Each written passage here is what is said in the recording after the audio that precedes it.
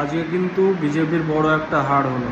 হার কেন বলছি, যেখানে তোমার 3 দশক থেকে বিজেপি জিতে আসছে, যেখানে বিজেপির শক্ত ঘাঁটি বিহার, পাটনা, বাঁকিপুর, সেখানে বিধানসভার বাইপোল ইলেকশন ছিল।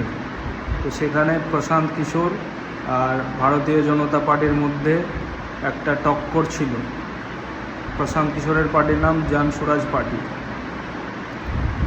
তো সেখানে মোটামুটি 15,000 ভোটে ভারতীয় জনতা পার্টি বিজেপি হেরে গেছে। আর শক্তঘাটি কেন বলছি, সেখানে নীতিন নবীন, আমাদের যে সর্বভারতীয় কেন্দ্রের সভাপতি নীতিন নবীন, তিনি ওখান থেকে 4বার বিধায়ক হয়েছে। 4বার, ভাবতে পারছো?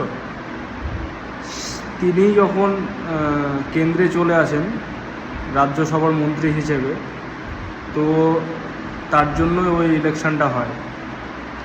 তো ইলেকশন হেরেছে, কিছু কারণ আছে, মানে কারণ বলতে ওখানে নীতিন নবীন চলে আসার পর বিজেপির মুখ সেরকম ছিল না।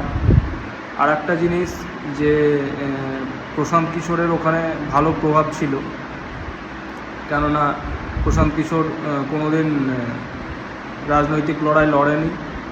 এটা তার প্রথম জিত, প্রথম ইলেকশানে। তো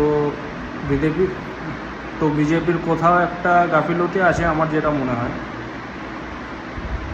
তো আমার এটাই বলার উদ্দেশ্য যে অহংকার করতে নেই। 30 বছর কেন, 50 বছর, 100 বছরের রাজত্বও উল্টে যায়, পাল্টে যায়, ধ্বংস হয়ে যায়, তাই না?